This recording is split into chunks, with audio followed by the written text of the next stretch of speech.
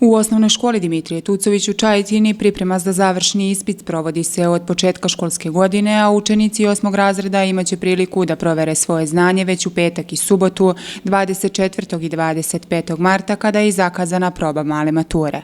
Probni završni ispit polaže se u petak i subotu.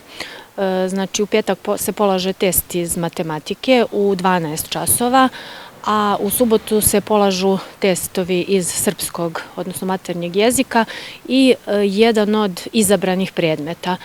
To je novina ove godine, znači učenici više ne polažu onaj kombinovani test koji se sastoja od 5 predmeta, istorije, biologije, fizike, hemije i geografije, već su se do nove godine izjašnjavali elektronskim putem za koji predmet će da polažu na završnom ispitu.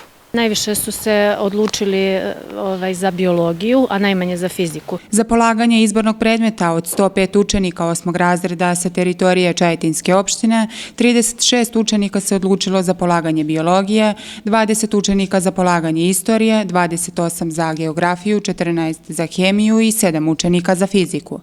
Proba male mature ima više funkcija koje su podjednako važne i za učenike i za nastavnike. Proba, odnosno ovaj probni završni ispit se naravno ne ocenjuje, ali on služi da bi bila neka vrsta simulacije ovog pravog završnog ispita koji nas čeka u junu, da bi učenici videli, malo osetili atmosferu, osetili ono što ih čeka u junu, a nastavnici da bi mogli da izvrše analizu tih testova, da vide dokle su stigli sa pripremom, kako su se učenici spremili, šta najmanje znaju, šta najviše, da bi na osnovu toga mogli da planiraju dalje pripremnu nastavu.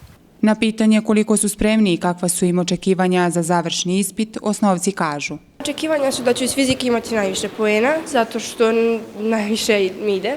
Iz srpskog mislim da ću imati najmanje poena, a iz matematike sve zavisi od toga, od tipa zadataka i od toga šta bude. Ovo je probni, tako da tu smo da vidimo da se uputimo za prijemni, a naravno da će biti bolje za prijemni.